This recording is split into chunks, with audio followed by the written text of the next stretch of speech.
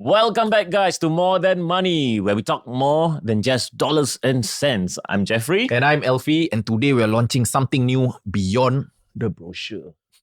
Look, there's tons of videos out there about Springleaf Residence, developers' reputation, how much they paid for the land, etc., etc., etc. Which, if I'm being honest, you can figure all that out by just reading the developer's brochure for less than 5 minutes. So we're cutting through all that noise. If you've already shortlisted Springleaf and you're trying to figure out which 3-bedroom is actually worth buying, then this is for you. By the end of this video, you'll know exactly which layout gives you the best bang for your buck, when to walk away, and which units are just don't waste time. Springleaf has 10 3-bedroom layouts starting from 786 square feet all the way up to 1259 square feet. But here, we're not just comparing the size, we are looking at value per dollar. Exactly. Some of these layouts you should skip entirely, and we'll explain why later. We are going to be looking very closely for you guys, so stay tuned till the end of the video. Okay, starting with the entry-level options, C1 at 786 and C2 at 818 square feet. So C1, this is what we call the dumbbell layout. Look how the bedrooms are on opposite ends. There's no walkway to the rooms. It's actually the most space-efficient design in the entire project. You can fit queen beds in your common rooms, king in the master. And there's no wasted corridor space, like I said, which is good, but there's always a but. Yes, there's no windows in the kitchen as well as the toilets. So this might be a deal breaker if you're looking for natural ventilation. It's all about trade-offs. If you're really price sensitive and just want the lowest quantum, this could work. Just maybe invest in some really good exhaust fans, that's all. Okay, C2, this is the standard layout. You get windows in your kitchen as well as both toilets. We've done the maths at $2,000 per square foot average. That's about $64,000 difference. And for what exactly? Same thing, windows, windows, and windows. Okay, so it's just windows. Let me break this down. If you're talking about 3 windows total, that's about $20,000 per window. Over 4 years, that's $14 per day per window.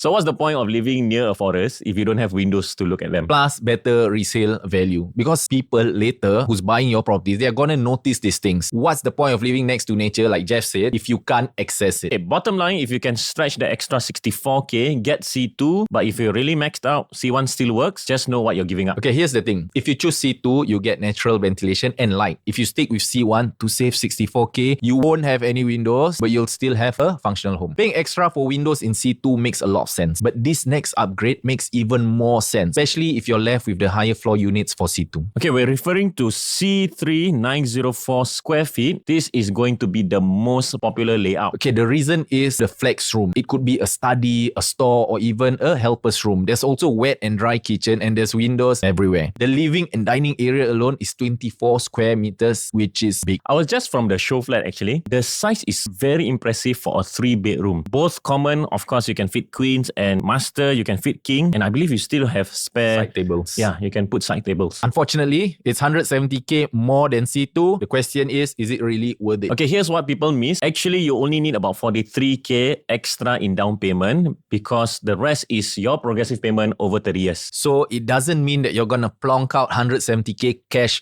upfront. So if you can stretch to C3, just do it, because this isn't just a normal upgrade. It's like a totally different product class. Okay, you get everything with C3. As you mentioned earlier, you get everything with C3, flex room, proper kitchens, windows everywhere. If you cheap out and stay with C2, just know that you don't get the extra room. That could be your home office, your kids' playroom, or even extra storage. Okay, Jeff, let's go to C4, C5, and C6. This is where we should pay attention. Okay, look at C4. It's 926 square feet, 22 square feet bigger than C3. Okay, so you're paying $44,000 extra for the longer corridor. That's it. That's $2,000 per square foot of hallway. Similarly, C5, same square footage. The foyer just is a bit bigger. Different layout, but same old problem. So whether you pick C4 or C5, you're still paying an extra $44,000 to walk further inside your own home. In fact, C6 is even worse at 958 square feet, 54 square feet bigger than C3, and we're talking $108,000 more. And the extra space is an even longer corridor. So basically, C4, C5, and C6 are just C3 with progressively expensive hallways. Yeah, exactly. It's not an upgrade, it's just transferring money to the developer. Okay, so let me be clear. If you buy C4, C5, or C6, you get a longer walkway to your living room. If you stick with C3, you get the same rooms for less money. So it's not a difficult choice. Now, C7, this is where it's a bit different. 1023 square feet,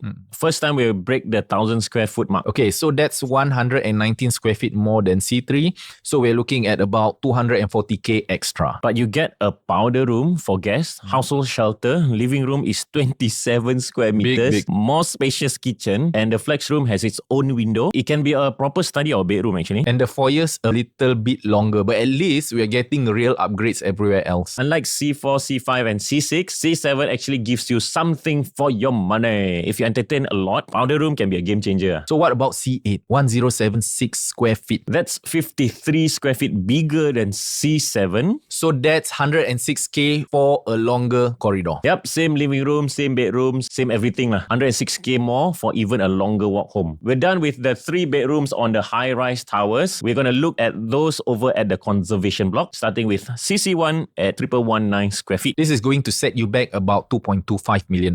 Look at the layout. It's like those old condos from the 90s. The living room is 46 square meters.